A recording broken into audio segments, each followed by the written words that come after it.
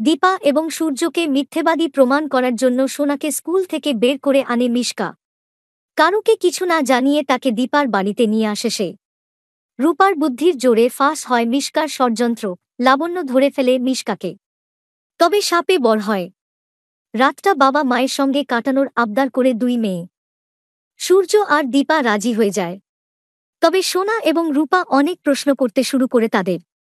পরিস্থিতি হাতের বাইরে বেরোনোর আগে সামাল দেয় জয়। মুড হালকা করে বাড়ি ফিরে আসে সে এবং লাবণ্য। সেনগুপ্ত বাড়ির সকলেই চিন্তায় ছিল। বাড়ির লোকজনকে আশ্বস্ত করে লাবণ্য আর জয়। সোনা আর রূপা রাতটা সূর্যদীপার সঙ্গে কাটাবে জানায় তারা। বাড়ির বাকিরা খুশি হয় মিশকার পরাজয়ের খবরে, তবে উর্মি পড়ে চিন্তায়। দীপা আবার সেনগুপ্ত বাড়িতে ফিরে আসুক চায় না সে।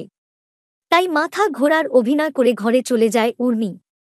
নতুন প্ল্যান করতে থাকে। ওদিকে মিশকা সূর্যর কাছে খারাপ হতে চায় না, তাই তাকে ফোন করে। কিন্তু নেটওয়ার্কের বাইরে সূর্যর ফোন, তাই যোগাযোগ হয় না। সে অস্থির হয়ে ওঠে। ফিরে যায় দীপার বাড়িতে। সূর্য তাকে দেখেই রেগে যায়।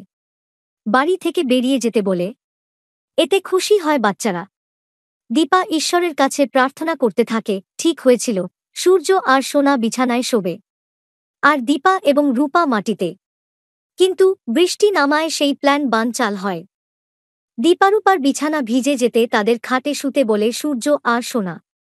চারজন প্রথমবার একসঙ্গে ঘুমায়। দীপার কাছে শুয়ে থাকা সোনার মাথায় হাত বোলাতে থাকে সূর্য, আর সূর্যর পাশে থাকা রূপার মাথায় হাত বোলায় দীপা।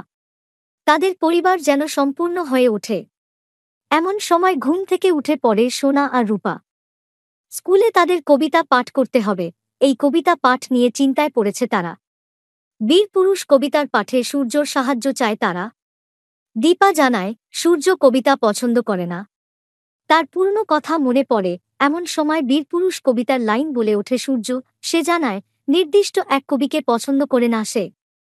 কিন্তু কবিতার মধ্যে একটা আকর্ষণ তো আছেই। ওদিকে মিশকাকে ডেকে পাঠায় উর্মি এবং তার মা তার সঙ্গে আছে জানায়। মিশকা বিশ্বাস করতে না চাইলে উর্মি তাকে আশ্বস্ত করে। কিন্তু লাবণ্য ঘরে চলে আসে। সে মিশকাকে অপমান করে তাড়িয়ে দেয়। পরদিন সকাল সকাল দীপার বাড়িতে পৌঁছে যায় লাবণ্য। মিশকা এসেছিল, তাই চিন্তায় ঘুমাতে পারেনি। সেই কথা জানায় দীপাকে। কিন্তু চারজনকে একসঙ্গে ঘুমাতে দেখে খুশি হয় সে। তবে দীপাকে আবারও মিশকা প্রসঙ্গে সতর্ক করে লাবণ্য। দুই খুদে উঠে গেলে তাদের স্কুলে নিয়ে যাওয়ার কথা বলে লাবণ্য। সূর্য সোনা আর রূপাকে ব্রাশ করিয়ে আনে। এমন সময় দুজনে বায়না ধরে এবার থেকে বাবা মায়ের সঙ্গে থাকবে তারা।